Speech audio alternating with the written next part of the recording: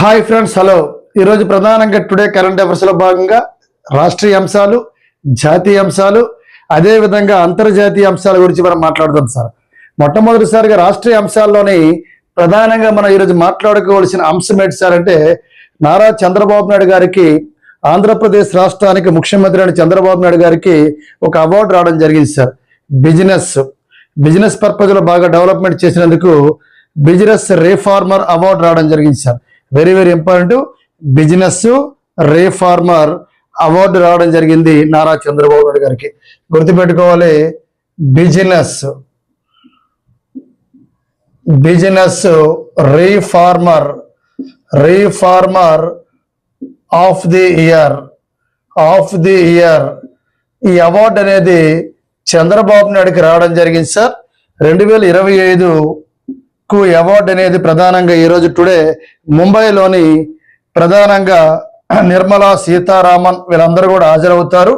మరి అక్కడ ప్రధానంగా ఈ చంద్రబాబు నాయుడు గారు ఈ రోజు అనమాట business reformer of the year 2025 అవార్డుని అందుకోవడానికి సిద్ధంగా ఉన్నారని మనం గుర్తుపెట్టుకోవాలి. ఎందుకు సార్ అంటే, ప్రధానంగా బిజినెస్ పరంగా బాగా డెవలప్మెంట్ చేయడము, అదేవిధంగా ఇన్వెస్ట్మెంట్ పెట్టడానికి ఎక్కువ ఆంధ్రప్రదేశ్ వైపు కంపెనీలు మొక్కు చూపడము, అందుకే ఈ అవార్డు అనేది business reformer of the year 2025 Chandrababu Naidu గారికి రావడం జరిగింది సార్. మరి ప్రధానంగా మాట్లాడుకుంటే ఎందుకు సార్ ఇచ్చారంటే, గుర్తుపెట్టుకో, స్టేట్ ఆఫ్ డెవలరింగ్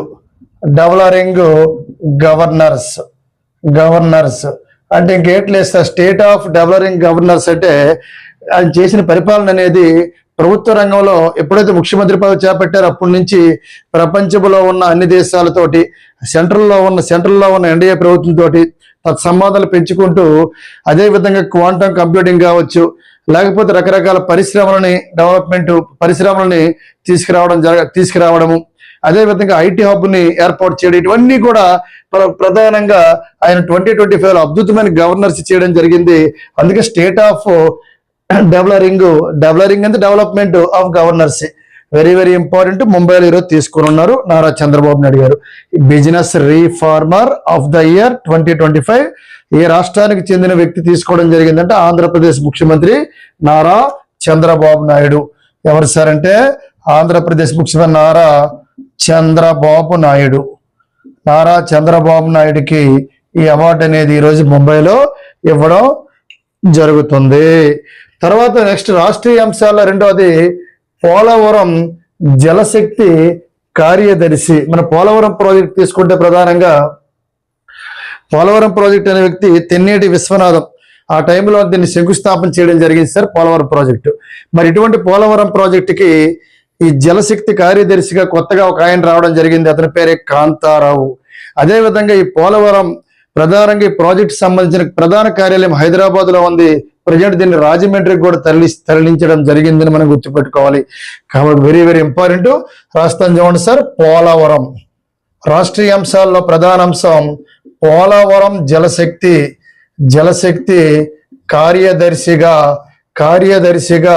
ఇప్పుడే మీకు చెప్పాను కాంతారావు. ఎవరు సార్? కాంతారావు అనే వ్యక్తి ప్రజెంట్ పోలవరం ప్రాజెక్టుకి ప్రధాన కార్యదర్శిగా ఉన్నారు కాంతారావు. మరొక అంశం ఏంటి సార్ అంటే, ప్రధానంగా ఈ ఏదైతే పోలవరం ప్రాజెక్ట్ ఉందో ఈ ప్రాజెక్ట్ అథారిటీ ఇప్పుడే మాట్లాడాం కార్యాలయం. ఈ కార్యాలయం అనేది ఎక్కడికి సార్ తరలించనున్నారు అంటే, పోలవరం ప్రాజెక్టు యొక్క అథారిటీ కార్యాలయం హైదరాబాద్ లో ఉండేది సార్.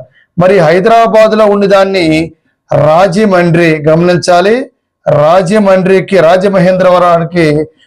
రాజమండ్రికి ఈ పోలవరం ప్రాజెక్టు యొక్క అథారిటీ కార్యాలయాన్ని తరలించడం అనేది జరిగిందని ఈరోజు గుర్తుపెట్టుకోవాల్సిన అంశాల్లో రాష్ట్రీయ అంశం. ఈ క్వశ్చన్ అడుగుతాడు సార్. ఇటీవల కాలంలోని 2026 ఏప్రిల్ మంత్లోని పోలవరం ప్రాజెక్టు యొక్క అథారిటీ కార్యాలయంను ఆంధ్రప్రదేశ్ రాష్ట్రంలో ఏ ప్రాంతంలో ఏర్పాటు చేయడం జరిగిందంటే రాజమండ్రి. ఎక్కడి నుంచి ప్రజెంట్ పోలవరం ప్రాజెక్టు జలశక్తి కార్యదర్శి ఎవరు అడుగుతాడు? కాంతారావు అని మనం గుర్తుపెట్టుకోవాలి సార్. ఇది ప్రధానంగా రాష్ట్రీయ అంశాల్లోని రెండో అంశం. మళ్ళీ అదే విధంగా తీసుకుంటే ప్రధానంగా ఏపీలోని మష్రూమ్ మిషన్ అనేది ఏర్పాటు చేయనున్నారు. అసలు పోలవరం ప్రాజెక్ట్ గురించి మాట్లాడినప్పుడు ఈ కాంతారావు ఒక విషయం చెప్పడం జరిగింది సార్. మేము సెంట్రల్ గవర్నమెంట్ నుంచి కేంద్ర జలశక్తి నుంచి ఖచ్చితంగా కేంద్ర జలశక్తి ఈ జలశక్తి ఏదైతే ఉందో ఈ జలశక్తి ఉంటే కేంద్రంలో ప్రధానంగా ఎవరైతే ఉన్నారో జలవనరుల శాఖ మంత్రి అక్కడి నుంచి నిధులు అనేవి పుష్కలంగా మీకు అందుతున్నాయి, ఎందుకు పోలవరం ప్రాజెక్ట్ డిలే అవుతుంది, వేగంగా పూర్తి చేయండి అని సెంట్రల్ నుంచి కూడా ఆర్డర్స్ అనేది రావడం జరిగింది. మరి వేగం పూర్తి చేస్తే నెక్స్ట్ ఎన్నికలు ఉన్నాయి కాబట్టి మీరు పోలవరం ప్రాజెక్టు తొందరగా పూర్తి చేయండి అని కేంద్రం కూడా ఎన్డీఏ ప్రభుత్వం కూడా సపోర్ట్ చేయడం జరుగుతుంది సార్. గుర్తుపెట్టుకోవాల్సిన అవసరం ఉంది. ఈ కాంతారావు గారికి ఆ విషయం కూడా ఈరోజు చెప్పడం జరిగింది నరేంద్ర మోడీ క్యాబినెట్ లోని. నెక్స్ట్ మనకి ప్రధానం తీసుకుంటే ఏపీ మష్రూమ్ మిషన్. ఏంటి సార్ మష్రూమ్ అంటే ఏంటి సార్ అంటే పుట్టగొడుగులు. ఆంధ్రప్రదేశ్ రాష్ట్రంలోని పుట్టగొడుగుల గురించి ఆంధ్రప్రదేశ్ రాష్ట్ర ప్రభుత్వం కొన్ని వేల కోట్ల పెట్టి ప్రాజెక్ట్ ఏర్పాటు చేయనున్నారు. దేనికి సార్ ఈ ఏపీ మష్రూమ్ మిషన్ అనేది, ఈ మష్రూమ్ అంటే పుట్టగొడుగులు, ఈ దేనికి సార్ అంటే మిషన్ అనేది ఎవరైతే మనకి పొదుపు సంఘానికి చెందిన మహిళలు ఉన్నారో వాళ్ళకి 40% మేము రాయితీ ఇస్తాము, మీరు ఇందులోని ఖచ్చితంగా మీరు 40% రాయితీ ఇస్తాం, మీరు పుట్టగొడుగులు అనేవి మీరు పెంచుకోవచ్చు, మళ్ళీ మార్కెట్కి అమ్ముకోవచ్చు అని ఈరోజు రాష్ట్ర ప్రభుత్వం ప్రధానం. అద్భుతమైన వార్త సార్, ఇది ఖచ్చితంగా వచ్చే అవకాశం ఉంది. ఆంధ్రప్రదేశ్ మష్రూమ్, దాన్ని పుట్టగొడుగులు అంటాం సార్. ఆంధ్రప్రదేశ్ మష్రూమ్ మిషన్, ఈ మష్రూమ్ మిషన్ 2026 ఇది 2031 వరకు 2031 వరకు ఈ మిషన్ అనేది మేము అమలు చేస్తున్నాము, పుట్టగొడుగుల యొక్క మిషన్ను. దీనికోసం 12,000 గుర్తుపెట్టుకో 12,960 కోట్ల రూపాయలను ప్రభుత్వం అనేది కేటాయించనున్నది. 12,960 కోట్ల రూపాయలు ఈ ఏపీ మష్రూమ్ మిషన్ కింద మేము కేటాయించనున్నాము. ఎవరైతే పొదుపు సంఘానికి చెందిన గుర్తుపెట్టుకో ఎవరైతే ఈ పొదుపు సంఘానికి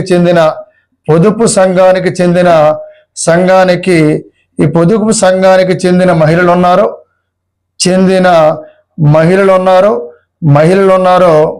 వాళ్ళకి 40% రాయితీ మీకు ఇస్తాము, మీరు బ్యాంకు ద్వారా తీసుకుంటే 40% రాయితీ ఇస్తాము, మీరు దీని ద్వారా మీరు పుట్టగొడుగులను కొనుక్కొని పొలాల్లో పెంచుకొని బాగా డెవలప్మెంట్ అవ్వచ్చిన ఆంధ్రప్రదేశ్ ప్రభుత్వం ప్రధానంగా ఈ కార్యక్రమాన్ని చేపట్టింది. Very very important.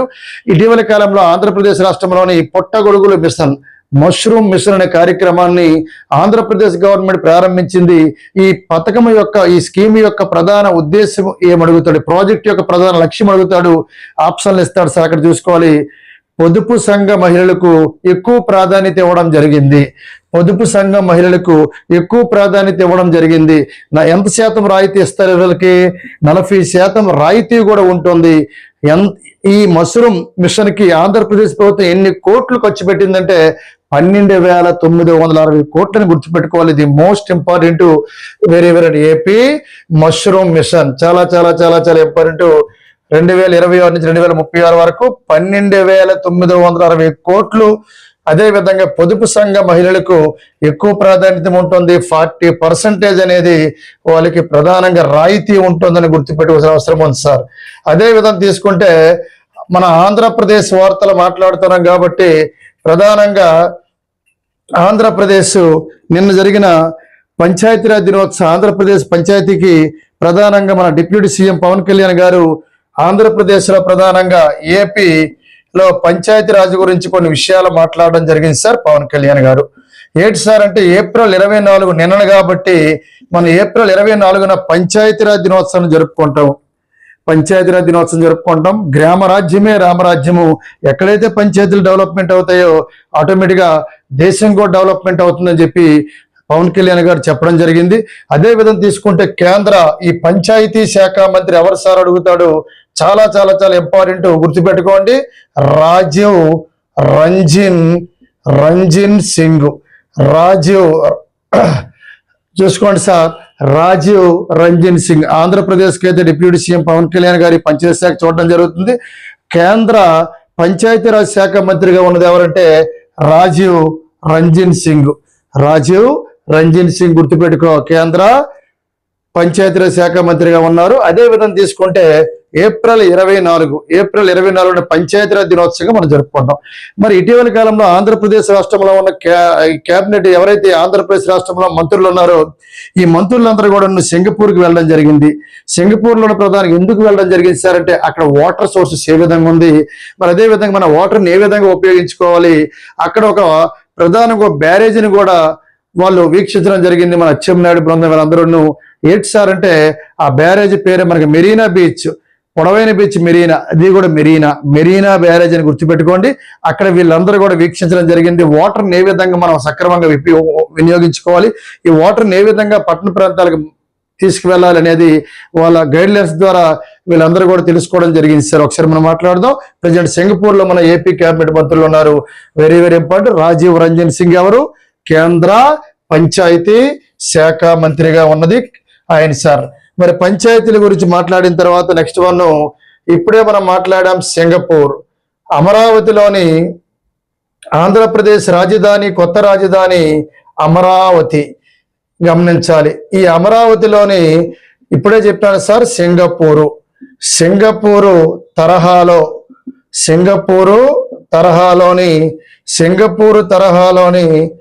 నీరు నిర్వహణ, వాటర్ సోర్సెస్ నీరు నిర్వహణ, ఈ నీరు నిర్వహణ అనేది ఏ విధంగా నీరు నిర్వహించాలి, ఆంధ్రప్రదేశ్ రాష్ట్రంలోని ఈ సింగపూర్ తరహాలోని ఇటీవల కాలంలోని ఆంధ్రప్రదేశ్ ప్రభుత్వం ఏ దేశం యొక్క నీటి నిర్వహణ విధానాన్ని అమలు చేయడానికి ఆంధ్రప్రదేశ్ నిర్ణయించుకోవడం జరిగింది అడుగుతాడు సింగపూర్. Very very important.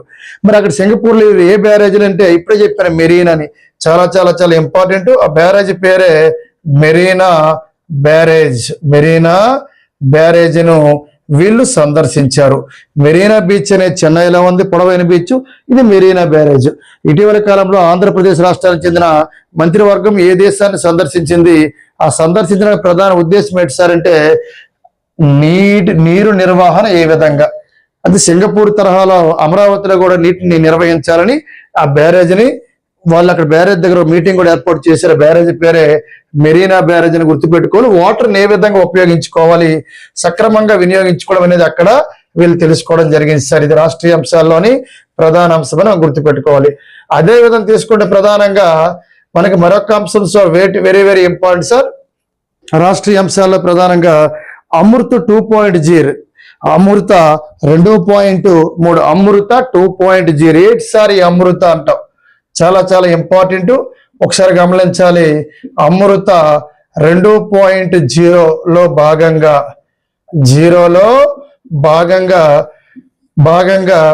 300 కోట్ల రూపాయలను ప్రభుత్వం అనేది కేటాయించనున్నది ఆంధ్రప్రదేశ్ రాష్ట్రంలోని. ఏపీ స్కీమ్స్ పరంగా అడుగుతాడు. ఎందుకు సార్ అంటే ఆంధ్రప్రదేశ్ రాష్ట్రంలోని ప్రధానంగా విలేజ్ల్లో చెరువులు ఉన్నాయి, గ్రామీణ ఉపాధి పథకం కింద కొద్దిగా మెరుగైన పనులు జరుగుతున్నాయి, వాటర్ సోర్సెస్ అనేది ఎంతో కొంత కనిపిస్తుంది. అలాగే పట్టణ ప్రాంతాల్లోని చెరువులు అనేవి బాగా అభివృద్ధి చెందాలి. వాటర్ సోర్సెస్ అనేది ఖచ్చితంగా ఉండాలంటే చెరువులు అనేవి మంచి ఆధారం కాబట్టి, వెన్నెముక లాంటివి కాబట్టి అటువంటి చెరువులు మనం బాగా అభివృద్ధి చేయాలని ఆంధ్రప్రదేశ్ ప్రభుత్వం కనీసం 4 నెలల్లో పూర్తి స్థాయిలోని ఆ చెరువులో ఉన్న పూడికని తీసివేసి చెరువులో ఉన్న వాటర్ని అంటే అక్కడ ప్రధానంగా వాటర్ అనేది నిలకడగా ఉండినట్లు ఏర్పాటు చేయాలని 300 కోట్ల రూపాయలు కేటాయించింది సార్. అమృత 2.0లో భాగంగా ఎన్ని కోట్లు సార్ అంటే వెరీ వెరీ ఇంపార్టెంట్. 300 కోట్ల రూపాయలు చెరువుల అభివృద్ధి కొరకు. ఏంటి సార్ అంటే చెరువుల అభివృద్ధి కొరకు. ఏ చెరువులు సార్ అంటే పట్టణాల. గమనించాలి, పట్టణాలలో చెరువులు అభివృద్ధి కొరకు. ఏ పథకం సార్ అంటే జలధార అండ్ జలహారతి. చూడండి, జలధార జలహారతి కింద పట్టణాల్లోని చెరువులు అనేవి బాగా అభివృద్ధి చెందాలి. డెవలప్మెంట్ దేనిలోని పట్టణాల్లోని చెరువులు అభివృద్ధి చేయాలని ఈ జలధార అంటే ప్రధానంగా అమృత్ 2.0 భాగంగా 300 కోట్ల రూపాయలతోటి చెరువులను అభివృద్ధి చేయనున్నారు. పట్టణాల్లో ఉన్న చెరువులను అభివృద్ధి చేయనున్నారు. జలధార జలహారతి పథకం కింద అమృత 2.0 అంటే సెంట్రల్ స్కీము. దానిలో భాగంగా మనకి 300 కోట్ల రూపాయలు శాంక్షన్ అయితే సెంట్రల్ దీనిలో భాగంగా ఈ సెంట్రల్ స్కీమ్. దీనిలో భాగంగా 300 కోట్ల రూపాయలు శాంక్షన్ అయితే దాన్ని జనరల్ గా పట్టణాల్లో ఉన్న చెరువులు అభివృద్ధి చేయాలని మన ఆంధ్రప్రదేశ్ రాష్ట్రంలో ఒక స్కీమ్ ఉంది, జలధార జలహారతి కింద పట్టణాల్లో ఉన్న చెరువులని అభివృద్ధి చేయనున్నారని గుర్తుపెట్టుకోవాల్సిన అవసరం ఉంది sir. Very very very important. Amrit 2.0 కింద కేంద్ర ప్రభుత్వం ఆంధ్రప్రదేశ్ రాష్ట్రానికి 300 కోట్లు కేటాయిస్తే అది ఆంధ్రప్రదేశ్ రాష్ట్రంలోని ఏ చెరువులను అభివృద్ధి చేయడానికి సిద్ధంగా ఉందంటే పట్టణాల్లో ఉన్న చెరువులు. పట్టణాల్లో ఉన్న చెరువులు ఏ పథకం కింద? జలధార జలహారతి. ఇది మనకి ప్రధానంగా అమృత 2.0లో భాగంగా 300 కోట్ల రూపాయలతోటి చెరువులు పట్టణాల్లో అభివృద్ధి చేయనున్నారు. జలధార జలహారతి అని గుర్తుపెట్టుకోవాలి. పట్టణ చెరువుల్లో ఉన్న పూడికలు తీయవేయడం, చెరువులను బాగా శుభ్రం చేయడం అని గుర్తుపెట్టుకోవాల్సిన అవసరం ఉంది సార్. అదే విధంగా తీసుకుంటే మనకి ప్రధానంగా మనం ఒక ప్రాంతం నుంచి మరొక ప్రాంతానికి వెళ్ళినప్పుడు టోల్ ప్లాజా చాలా టైం వేస్ట్ అవుద్ది. సంక్రాంతి సమయాల్లోని ఆంధ్రప్రదేశ్ రాష్ట్రానికి చాలా మంది చుట్టాల బంధువులు వచ్చినప్పుడు ఒక టోల్ ప్లాజా వద్ద దాదాపు క్యూ అనేది 4-5 కిలోమీటర్లు ఉంటుంది సార్. అటువంటి టోల్ ప్లాజా వద్ద మరి క్యూ అనేది ఉండదు. మేము డిసెంబర్ నుంచి అమలు చేస్తున్నామని నితిన్ గడ్కరీ ఆ భారతదేశానికి ప్రజెంట్ రోడ్డు రవాణా శాఖ మంత్రి వర్యులు ఆయన నీట్గా చెప్పారు సార్. ఎందుకంటే టోల్ ప్లాజా వద్ద క్యూలకి మేము చెప్తున్నామని నితిన్ గడ్కరీ చెప్పడం జరిగింది. ఎందుకంటే ఏఐ టెక్నాలజీని మేము ఉపయోగిస్తామన్నారు. ఒకసారి చూద్దాం అది ఏం చెప్పారంటే అలా టోల్ ప్లాజా గమనించాలి. టోల్ ప్లాజా, ఈ టోల్ ప్లాజా వద్ద క్యూలకు చెక్ ఎప్పటి నుంచి చెక్? ఇప్పుడే మాట్లాడాం, డిసెంబర్. ఎప్పటి నుంచి? డిసెంబర్ నాటికి దేశవ్యాప్తంగా. ఎక్కడ సార్ అంటే దేశవ్యాప్తంగా చెక్. ఎందుకు సార్ అంటే ఇప్పుడే మాట్లాడిన ఏఐ టెక్నాలజీ ఉపయోగిస్తామని ప్రజెంట్ భారతదేశ కేంద్ర రోడ్డు రవాణా శాఖ మంత్రి వర్యులు రవాణా శాఖ మంత్రి వర్యులు ఎవరు సార్ అంటే నితిన్ గడ్కరీ చెప్పడం జరిగింది సార్. నితిన్ గడ్కరీ చెప్పడం జరిగింది. Very very important. Nitin Gadkari present కేంద్ర రోడ్డు రవాణా శాఖ మంత్రి వర్యులు. ఆయన పూర్తిగా మీరు అక్కడ వెయిటింగ్ అనేది అవసరం లేదు. ఏ టెక్నాలజీ ద్వారా ఆటోమేటిక్గా స్కాన్ అవుతూ మీరు వెంటనే ఆటోమేటిక్ అనేది ఆ డబ్బులు అనేవి వెళ్ళిపోవడం జరుగుతుంది వాళ్ళ ఖాతాలోకి. వెహికల్ అనేది క్లియరెన్స్ ఉంటుంది, ముందుకు వెళ్ళిపోవచ్చు. ట్రాఫిక్ జామ్ అనేది ఉండదని ఈ డిసెంబర్ నాటికి దేశవ్యాప్తంగా మేము అమలు చేస్తామని చెప్పారు రోడ్డు రవాణా శాఖ మంత్రి వర్యులు Nitin Gadkari. Very toll plaza వద్ద క్యూలకు చెక్కు డిసెంబర్ నాటికి దేశవ్యాప్తంగా ఏఐ టెక్నాలజీతో రోడ్డు రవాణా శాఖ మంత్రి వర్యులు నితిన్ గడ్కరీ చెప్పడం జరిగింది సార్. అదే విధంగా తీసుకుంటే పురపాలక నగరకి సంబంధించి ఇంకో వెరీ వెరీ ఇంపార్టెంట్ సార్. ఒకసారి చూడండి, ఇక్కడ మనకి జనరల్ గా కరెంట్ అఫైర్స్ లో మనకు ప్రధాన అంశం ఏంటి సార్ అంటే రాష్ట్రీయ అంశాలులో ఇవన్నీ మాట్లాడుతున్నాం. రాష్ట్రీయ అంశాల్లోని ఇప్పుడు మాట్లాడింది జాతీయ అంశం కింద వస్తుంది, రాష్ట్రీయ అంశం కింద వస్తుంది. పురపాలక పట్టణాల్లోనే ప్రధానంగా ఆస్తి పన్ను అనేది ఉంటుంది. మరి ఇటువంటి ఆస్తి పన్ను అనేది ఈ నెల 31 లోపు చెల్లించాలి. ఈ నెల అంటే మే 31, నెక్స్ట్ మంత్ 31లోకి చెల్లించలేకపోతే రాయితీని మేము ప్రకటించము అంటే ఈ ఏదైతే పట్టణాలు పురపాలక సంఘాలు ఉన్నాయో వాళ్ళు ఎలాగో చెల్లిస్తారు, ఎలాగో ప్రతి సంవత్సరం కూడా ఇంటి పన్నుని చెల్లిస్తారు. అలాగే తీసుకుంటే పంచాయతీలు ఉన్నాయి, పంచాయతీలు కూడా ఇంటి పన్ను చెల్లిస్తారు. ఇన్ టైంలో చెల్లిస్తే మీకు 5% రాయితీ ఇస్తామని పంచాయతీలకు మాత్రమే 5% రాయితీ ఇస్తామని ఆంధ్రప్రదేశ్ ప్రభుత్వంలో ప్రధానంగా ప్రభుత్వం అనేది ప్రకటించడం జరిగింది. ఒకసారి చూడండి సార్, ది మోస్ట్ ఇంపార్టెంట్.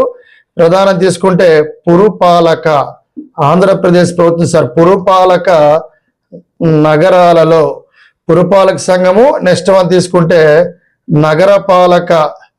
పురపాలక మరియు నగరపాలక తరహాలో పంచాయతీలకు గమనించాలి, పంచాయతీలకు 5% ఇంపార్టెన్స్ 5% ఆస్తి పన్ను 5% ఆస్తి పన్ను రాయితీ ఎప్పటి నుంచి చెప్పారు సార్? మే 31 లోపు వీళ్ళు సక్రమంగా చెల్లిస్తే 2026 నుంచి 2027 వరకు చెల్లింపు ఉంటే చెల్లించిన వారికి మాత్రమే నెక్స్ట్ ఇయర్ అనేది రాయితీ ఉంటుంది. ఇది విధానం. ఒకసారి చూడు, పురపాలక నగరపాలక తరహాలోని పంచాయతీల్లో కూడా 5% ఆస్తి పన్ను రాయితీ మేము విధిస్తామని ప్రభుత్వం చెప్పింది. ఎందుకు చెప్పింది? ఆల్రెడీ పురపాలక సంఘాలు నగరపాలక సంస్థల్లోని మేము ఆస్తి పన్నుపై 5% రాయితీ ఇస్తున్నాము. అలాగే అదేవిధంగా గ్రామ పంచాయతీల్లో కూడా మేము రాయితీ ఇస్తాం 5% అనేది రాష్ట్ర ప్రభుత్వం చెప్పింది. Very very important.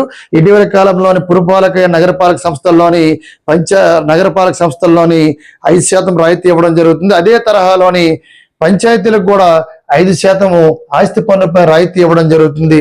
ఏ డేట్ లోపు చెల్లించాలంటే ఖచ్చితంగా ఈ ఏడాది 2026 మే 31 లోపు చెల్లిస్తే నెక్స్ట్ ఇయర్ నుంచి మళ్ళీ 2026 2027కు ఈ రాయితీ వర్తిస్తుంది.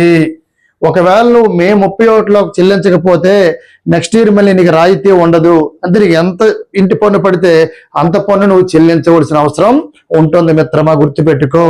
అందుకే ఇన్ టైంలో మనకి కట్టియారు, వాళ్ళు డేట్ ఇచ్చారు. ఇదే ఫస్ట్ టైం అట పంచాయతీలకు 5% ఆస్తి పన్నుపై రాయితీ విధించడం ఇదే ఫస్ట్ టైం. కాబట్టి నువ్వు 31 లోపు ఖచ్చితంగా, ఈ నెల 31 లోపు ఖచ్చితంగా చెల్లించాలి. ఇన్ టైంలో చెల్లించిస్తే ఆస్తి పన్ను ఆటోమేటిక్గా నెక్స్ట్ ఇయర్ కూడా ఈ 5% రాయితీ అప్లై అవుతుంది. పంచాయతీలకు అమలు చేయడం ఇదే first time sir. Very very important.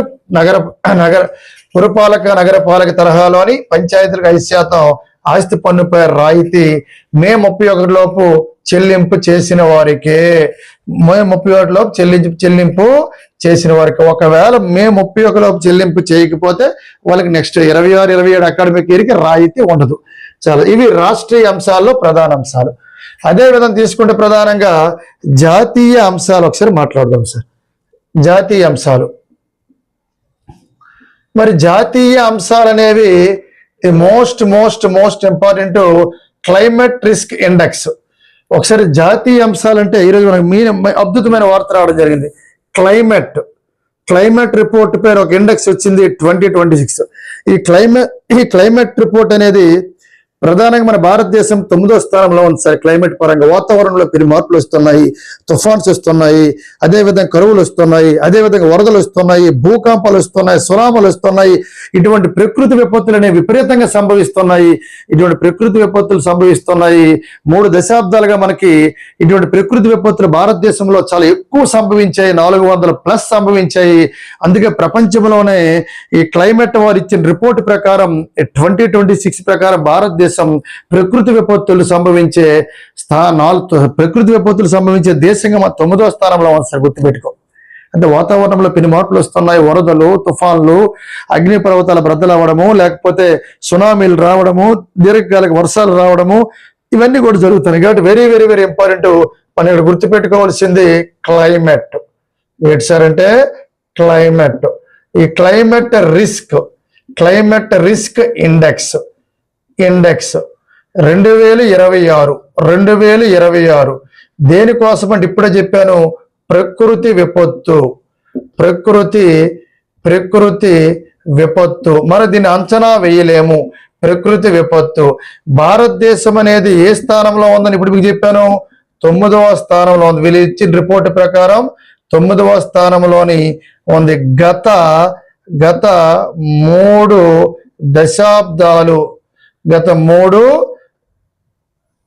దశాబ్దాలుగా రిపోర్ట్, గత 3 దశాబ్దాలలో సర్వే చేసుకుంటూ ఈ రిపోర్ట్ అనేది ఇవ్వడం జరిగింది. వెరీ వెరీ ఇంపార్టెంట్, గుర్తుపెట్టుకోండి. 430కి పైగా మనకి ప్రకృతి విపత్తులు అనేవి సంభవించాయి. ఇప్పుడు ఇదన్నీ నేను నోటితో చెప్పాను. ఈ క్లైమేట్ రిస్క్ ఇండెక్స్ 2026 ప్రకారం 3 దశాబ్దాల పాటుగా వీళ్ళు ఇచ్చిన రిపోర్టు, గత 3 దశాబ్దాలని సర్వే చేస్తే భారతదేశంలో 430కి పైగా ప్రకృతి విపత్తులు సంభవించాయి. వరదలు కావచ్చు, తుఫాన్లు కావచ్చు, దీర్ఘకాలిక వర్షాలు కావచ్చు, సునామీలు కావచ్చు, ఇటువంటి ప్రకృతి విపత్తులన్నీ కూడా సంభవించాయి.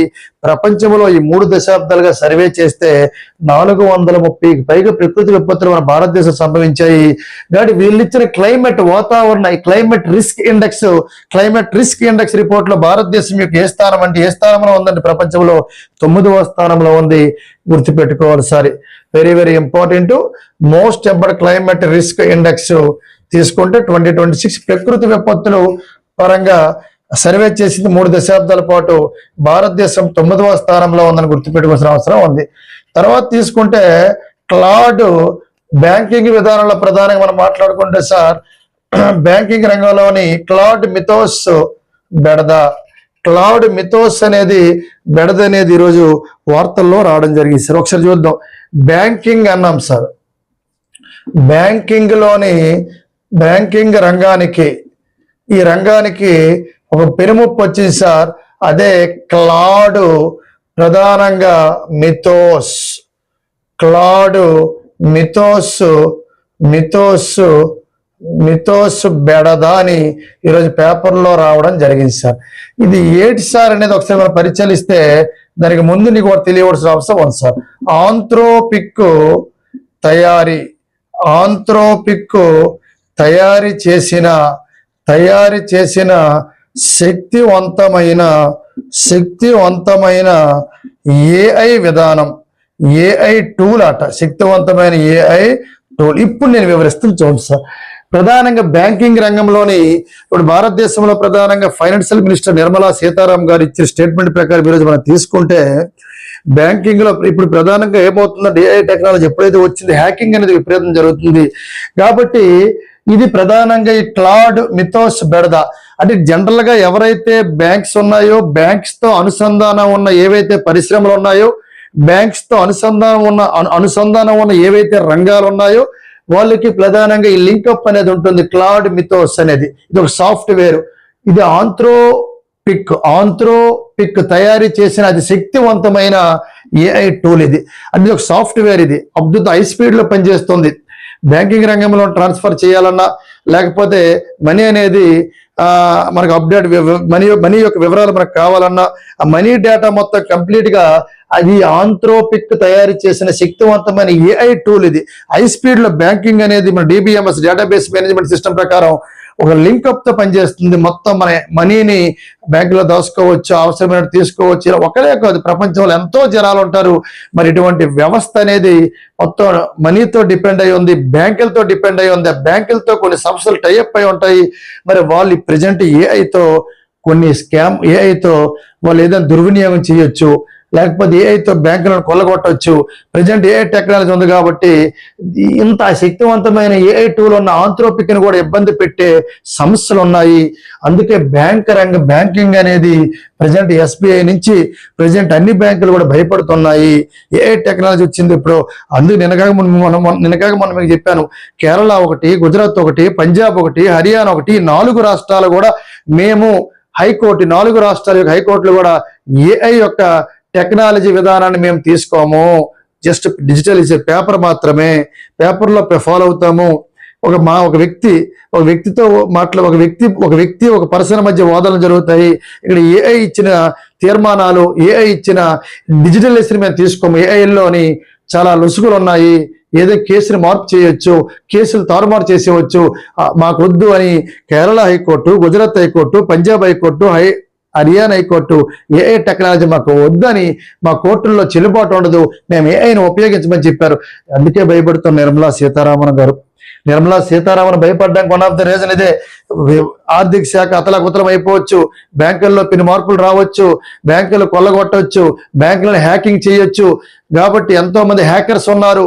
ఇంకా ఏఐ టెక్నాలజీ ద్వారా ఇంకా హ్యాక్ చేయొచ్చు, అకౌంట్లు ఖాతాలు మార్చొచ్చు.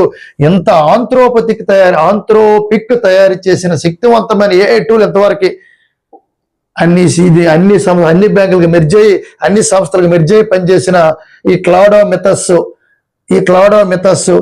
బెడద. క్లాడోమిథస్ అనేది ఆంథ్రోపిక్ తయారు చేసిన ఒక శక్తివంతమైన ఏఐ టూల్ అండి. ఇది ఒక సాఫ్ట్వేర్. అది కాబట్టి ఈ హ్యాకింగ్ అవుతుందని భయపడ్డారు. అందుకే ఒక కమిటీని కూడా ఏర్పాటు చేశారు. దీని గురించి జాగ్రత్తలు తీసుకోవాలని. ప్రజెంట్ మనకి ఎస్బీఐ చైర్మన్ ఎవరంటే శ్రీనివాసుల శెట్టి, గుర్తుపెట్టుకోవాలి. ఇక్కడ రాస్తాను చూడండి sir. SBI, State Bank of India, ఎస్బీఐకి చైర్మన్ ఎవరంటే శ్రీనివాసుల శెట్టి. మరి ఇతను నిర్మలా సీతారామన్ ఈ ప్రెసిడెంట్ SBI చైర్మన్ గా ఉన్న ఈ శ్రీనివాసుల శెట్టి అధ్యక్షతన ఒక కమిటీ ఏర్పాటు చేసింది. రేపు పొద్దున బ్యాంకుల్లో ఇబ్బంది రాకూడదు, బ్యాంకుల్లో హ్యాకింగ్ జరగకూడదు, చాలా డబ్బులు పోయే పరిస్థితులు ఉంటాయని ఇది ప్రధానంగా ఈ క్లాడో మిథస్ సాఫ్ట్వేర్ సాఫ్ట్వేర్ ని కూడా అటు ఇటు హ్యాక్ చేసి మార్చేవచ్చు, అటువంటి హ్యాకర్స్ ఉన్నారని చెప్పి ఈ శ్రీనివాసుల శెట్టితో ఒక అధ్యక్షతన ఒక కమిటీ నిర్మలా సీతారామన్ ఆర్థిక మంత్రి ఆధ్వర్యంలో ఏర్పాటు చేయడం జరిగిందని గుర్తుపెట్టుకో మిత్రమా. తర్వాత ప్రధానంగా జాతీయ అంశాల్లోని మరొక అంశం గురించి మాట్లాడదాం. ఈ జాతీయ అంశాల్లోని మరొక అంశం ఏంటి సార్ అంటే పాము కాటు. కిసాన్ మిత్ర చడి. కిసాన్ అంటే పిఎం కిసాన్ మీ అందరికీ తెలిసిందే, గుర్తుపెట్టుకో, వెరీ వెరీ ఇంపార్టెంట్. కిసాన్ మిత్ర చడి. ఏటిసారి కిసాన్ మిత్ర చడి అని అంటాం. ఇప్పుడు చాలా మంది పంట పొలాల్లోకి వెళ్తారు, రైతులు రాత్రిపూట వెళ్తారు నీరు కట్టడానికి. అదే విధంగా తీసుకుంటే అర్ధరాత్రి సమయంలో వెళ్ళే సమయాలు చాలా మంది రైతులు వెళ్తారు, చెరుకు కావచ్చు, అరటి కావచ్చు, రకరకాల పంటలకు వాటర్ కట్టడానికి. మరి ఆ టైంలో రైతుకు ఒకటే తెలుసు, రైతుకి కష్టపడటమే తెలుసు, రైతుకి నలుగురు వ్యక్తులకు అన్నం పెట్టడమే తెలుసు. అటువంటి రైతుకి రాత్రిపూట కానీ పంట పొలాలకు వెళ్ళినప్పుడు పాములు అనేవి ఆటోమేటిక్గా ఆ పాములు ఎక్కడుంటాయో తెలియదు కాబట్టి పాములు కుడుతూ కొన్ని వేల మంది రైతులు చనిపోతున్నారు మన భారతదేశంలో. అందుకే సార్ అద్భుతంగా మన కిస్పీకి ఇటువంటి ప్రోగ్రాన్ని నరేంద్ర మోడీ సమక్షంలోని ప్రధానంగా భారత కేబినెట్ కి మన సెల్యూట్ కొట్టాలి. కిసాన్ మిత్ర చడి అనే ఒక ఈ ప్రాజెక్ట్ ని తీసుకురావడం జరిగింది. దేనికోసం అంటే పాము కాటు. ఈ పాము కాటు వల్ల చాలా మంది రైతులు చనిపోతున్నారు కాబట్టి ప్రధానంగా ఈ స్మార్ట్ చేతి కర్ర గుర్తుపెట్టుకోండి, స్మార్ట్ చేతి కర్ర. ఈ చేతి కర్రని రైతులకు ఇవ్వనున్నారు కేంద్ర ప్రభుత్వం అనేది. నాకు తెలిసి ప్రతి గ్రామానికి కూడా ప్రతి రైతుకు కూడా అందించితే చాలా సంతోషం సార్. ఈ ప్రాజెక్ట్ అనమాట కిసాన్ మిత్ర చడి అనే ప్రాజెక్ట్ తీసుకొచ్చారు. ఇమీడియట్ గా ఎన్డీఏ గవర్నమెంట్ ప్రతి గ్రామానికి ప్రతి రైతుకి అందించితే దీని ఒక స్మార్ట్ చేతి కర్ర ఇలా పట్టుకున్నప్పుడు ఈ కర్ర అనేది చుట్టుపక్కల పాములు ఉన్నాయి, చుట్టుపక్కల ఏ జీవి ఉన్నాయి, ఆ కర్ర అనేది వైబ్రేట్ అవుతుంది. వైబ్రేట్ అయ్యి చెయ్యి అనేది వణికిస్తూ రైతుకి హెచ్చరిక జారీ చేస్తుంది. ఇక్కడ ఏదో ఒక వింత జీవం ఉంది, ఇక్కడ ప్రమాదకరమైన జీవం ఉంది, నువ్వు పోవద్దు, పోస్తే నీ ప్రాణానికి ముప్పే ఉంటుందని ముందుగా హెచ్చరిస్తుంది. అద్భుతమైన స్కీమ్ తీసుకొచ్చింది ఎన్డీఏ గవర్నమెంట్. గుర్తుపెట్టుకోవాలి, ఎన్డీఏ మనం తీసుకుంటే బీజేపీ గవర్నమెంట్ అద్భుతమైన కిసాన్ మిత్ర చడి గుర్తుపెట్టి స్మార్ట్ చేతి కర్ర. Excellent sir. అదే విధంగా తీసుకుంటే మనకు ప్రధానంగా జాతీయ అంశాల్లోని మరొక అంశం మాట్లాడుకుంటే మనకి రాజ్యసభనే మనం పెద్దల సభ అంటారు. ఇందులో గరిష్టంగా 250 ఉంటాయి. ప్రస్తుతం 250 గరిష్టంగా సీట్లు ఉంటే ప్రస్తుతం 245 సీట్లు ఉన్నాయి సార్. ఈ 245 సీట్లు మనం మాట్లాడుకుంటే బీజేపీకి ఎన్ని ఉన్నాయి, అదే విధంగా బీజేపీకి చాలా తక్కువ ఉన్నాయి సార్. ఈ రోజు మనకు తెలిసిందే, ఆమ్ ఆద్మీ పార్టీ స్థాపకుడైన ఆమ్ ఆద్మీ పార్టీకి ఒక లీడర్ గా ఉన్న వ్యక్తి ఎవరంటే అరవింద్ కేజ్రీవాల్. ఎప్పుడైతే అరవింద్ కేజ్రీవాల్ మద్యపానం పైన ఇరికిపోయాడు, జైల్లోకి వెళ్ళాడు, తర్వాత ఇవన్నీ జరిగాయి. జనరల్ తీసుకుంటే ఈ ఆమ్ ఆద్మీ పార్టీ చెందిన 10 మంది ఎంపీలు బీజేపీలోకి 7 రావడం జరిగింది సార్. గుర్తుపెట్టుకోవాలి, బీజేపీలోకి 7 రావడం జరిగింది సార్. ఆమ్ ఆద్మీ పార్టీ ఎంపీలు బీజేపీలోకి 7 రావడం జరిగింది. ఎప్పుడైతే బీజేపీలోకి 7 వచ్చారో వీళ్ళ కెపాసిటీ 113కి పెరిగింది. అదే విధంగా ఎన్డీఏ బలం కూడా పెరిగింది, 146కు పెరిగింది. ఎన్డీఏ బలం ఎంతకు పెరిగిందంటే 146కు పెరిగింది ఎన్డీఏ బలం. అంటే యాక్చువల్గా ఎప్పుడైతే మనకి ఈ బీజేపీలోకి ఏ పార్టీ నుంచి వచ్చారంటే ఆమ్ ఆద్మీ పార్టీ. చూసుకోవాలి, ఇక్కడ ఆమ్ ఆద్మీ పార్టీ కేజ్రీవాల్ పార్టీలో 10 మంది ఎంపీలు కేజ్రీవాల్కి సన్నిహితులైన వ్యక్తులు కూడా మొత్తం వచ్చేసారు సార్ ఈ బీజేపీ పార్టీలోకి. అప్పుడు బీజేపీకి 113 సీట్లు ఉన్నాయి. ఎక్కడ? రాజ్యసభలోని పెద్దల సభలో 113 ఉన్నాయి. అప్పుడు కొన్ని పార్టీల నుంచి రాజ్యసభ ప్రాంతీయ తెలుగుదేశం పార్టీ కావచ్చు, ఇతర పార్టీలు అన్ని చేరాయి. కొన్ని చేరితే ఎన్ని అయ్యాయి? 146 అయ్యాయి. అందుకే ఎన్డీఏ కూటమి అంటాం. ఎన్డీఏకు బలం, ఎన్డీఏ కూటమి అంటే ప్యూర్లీ బీజేపీ 113, ఎవరు చేరారంటే ఆమ్ ఆద్మీ పార్టీ చేరిన తర్వాత కంప్లీట్ బీజేపీలోకి వచ్చారు వాళ్ళు. అలా కాకుండా ఇతర పార్టీల నుంచి చేరారు బీజేపీ కొంతమంది. అంతని ఎన్డీఏ కూటమి అంటాం. ఎన్డీఏ సర్కార్ అంటే ఎన్డీఏ బలం ఎంత 146 పెరిగింది. అయితే ప్రధానంగా మనకు ఈ రాజ్యసభ అనగానే మనకి జనరల్ తీసుకుంటే 245 సీట్లు ఉన్నాయి కాబట్టి ప్రధానంగా 2/3 వంతు మెజారిటీ ఉండాలి ఏదైనా బిల్లు పాస్ అవ్వాలని ఇచ్చారు. ఈ 2/3 వంతు మెజారిటీ ఉండాలంటే మెజారిటీ లేదు. ఎంతమంది ఎంపీలు తక్కువ అంటే వీళ్ళకి 17 మంది ఎంపీలు తక్కువ. 17 మంది ఎంపీలు తక్కువ. ఎవరికి? నరేంద్ర మోడీ గవర్నమెంట్ ఎన్డీఏ సర్కారుకు 17 మంది తక్కువ. గుర్తుపెట్టుకోండి సార్, ఎప్పుడైతే కేజ్రీవాల్ పార్టీ నుంచి 7 ఎంపీలు వచ్చి బీజేపీలోకి చేరారో అప్పుడు స్ట్రెంత్ రాజ్యసభలోని బీజేపీకి 113 గుర్తుపెట్టుకో. అదే విధంగా ఎన్డీఏ బలం 146 పెరిగింది. అదే సార్ ఇక్కడ 113 146 అయితే తెలుగుదేశం నుంచి కొంతమంది, ఇతర పార్టీల నుంచి కొంతమంది, నరేంద్ర మోడీకి సపోర్ట్ చేసిన కొన్ని పార్టీలు ఉన్నాయి కదా, అన్ని కలుపుకుంటే ఎన్డీఏ అవుద్ది. ప్యూర్లీ బీజేపీ అన్ని కలుపుకుంటే ఎన్డీఏ. సరే ఎన్డీఏ 146. యాక్చువల్ ఎన్ని సీట్లు బీజేపీ ప్రెసిడెంట్ రాజ్యసభలో సీట్ల సంఖ్య 245 సీట్లు ఉన్న రాజ్యసభలోని. మనం ఏదైనా సరే ఒక బిల్లు పాస్ అవ్వాలన్నా రాజ్యసభలో మనం గెలవాలంటే 2/3 వంతు మెజారిటీ రావాలి. అంటే 245 ఇంటూ 2/3 3 8 24 3 7 3 8 3 1 3 3 1 3 దగ్గర 3 2 6 దగ్గర పక్కన ఒక నెంబరు ఆడ్ నెంబర్ తీసుకోవాలి. తీసుకుంటే 2 సీట్లు మిగిలిపోతున్నాయి కాబట్టి 3 ఇంచుమించు 81 లేదా 82 ఇంటూ 2 వేసుకో. ఎందుకంటే ఇక్కడ 245 46 తీసుకోవాలి సరి సంఖ్య. అప్పుడు డివిజిబుల్ కరెక్ట్ గా ఉంటుంది. 3 8 3 2 6 అలాగే. అది 81 ఇంటూ 2 గుణించాలి. ఇప్పుడు 82 నుంచి 2 గుణించి 2 2 4 8 2 16 ఇన్ని సీట్లు రావాలి. 164 రావాలి. ఇలా కొన్ని 146 ఉన్నాయి. 146కి ఇంకా 17 ఎంపీలు తక్కువ. 17 ఎంపీలు తక్కువ అంటే 6 6 13 4 5 6 ఇదిగోండి సరిపోయినట్లే 163. అంటే మరొక 17 మంది ఎంపీలు ఉంటే వీళ్ళు ఏ బిల్లు అయినా సరే నెగ్గుతుంది. అందుకని అది 81 ఇంటూ 2 ఇదే రైట్. ఎందుకంటే ఇది ఇలా కాల్కులేషన్ చేయాలి. ఇక్కడ ఎప్పుడు కూడా 245 ఉంది కాబట్టి తెగదు కాబట్టి ఈ నెంబర్ తీసుకోవాలి. 246 తీసుకోవాలి. దగ్గర ఉన్న సరిసంఖ్య తీసుకొని తగ్గొట్టాలి. ఆ సీట్ల పరంగా అలా చేస్తే కానీ నీకు ఆన్సర్ రాదు. అంటే ఏదేమైనా సరే 17 మంది ఎంపీలు ఎన్డీఏ గవర్నమెంట్కి ఉండాలి. ఇప్పుడు ఉంటే అప్పుడు ఏ బిల్లు అయినా సరే నెగ్గుతుంది. ఇంకా 17 మంది ఎంపీలు కావాలి. 17 దీనికి కలపాలి. అంటే 163 అవ్వాలి. ప్లస్ 163 అయితే అప్పుడు బీజేపీలో అధిక మెజారిటీతో అప్పుడు రాజ్యసభలో అధిక మెజారిటీతో ఈ బీజేపీ గవర్నమెంట్ ఉన్నట్లు. ప్రజెంట్ రాజ్యసభలో కూడా బీజేపీ గవర్నమెంట్ లీడింగ్ లో లేదు. ఎందుకంటే కేజ్రీవాల్ పార్టీ నుంచి 7 ఎంపీలు వచ్చారు, కలిస్తే 113 అయ్యింది. తెలుగుదేశం పార్టీ రకరకాల పార్టీలు కలిస్తే ఎన్డీఏ బలం 140కి చేరింది. ఇంకా 17 మంది ఎంపీలు తక్కువ. ఆ 17 మంది ఎంపీలు ఇందులో వేరే పార్టీల నుంచి మళ్ళీ వచ్చేయాలి. అప్పుడు ఏ బిల్ అయినా సరే పాస్ అవుతుంది. అందుకే 2/3 వంతు మెజారిటీ ఉండాలి. ఇప్పుడు లేదు. అక్కడ గుర్తుపెట్టుకోవాల్సిన అవసరం ఉంది సార్. ఇవి ప్రధానంగా జాతీయ అంశాలు. మరి అంతర్జాతీయ అంశాలు అనగానే ఈరోజు పాకిస్తాన్లోని ప్రధానంగా మనం మాట్లాడుకుంటే ఎక్కడ సార్ అంటే పాకిస్తాన్లోని ఇస్లామాబాద్లోని ఇటుపక్క ఇరాన్ నుంచి అటుపక్క అమెరికా నుంచి అధ్యక్షులు రాబోతున్నారు. అంతా ట్రంప్ రాడు, అమెరికా ప్రధాన ముఖ్య కార్యదర్శిని పంపడం జరుగుతుంది. ఈరోజు మీటింగ్ అనేది హార్మోజ్ జలసంధి పై చర్చలు అనేవి జరుగుతున్నాయి. దానిపై ఇంకా చర్చలు మొన్న ఒక దఫా జరిగాయి.